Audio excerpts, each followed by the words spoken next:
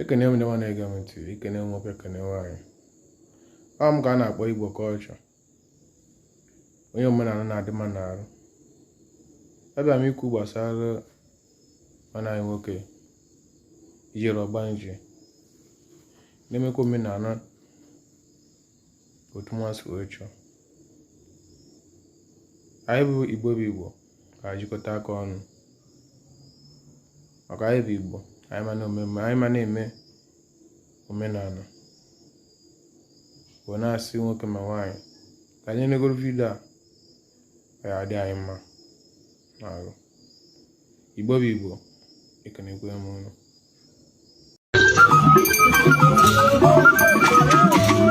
I did. I'll go. Ôi,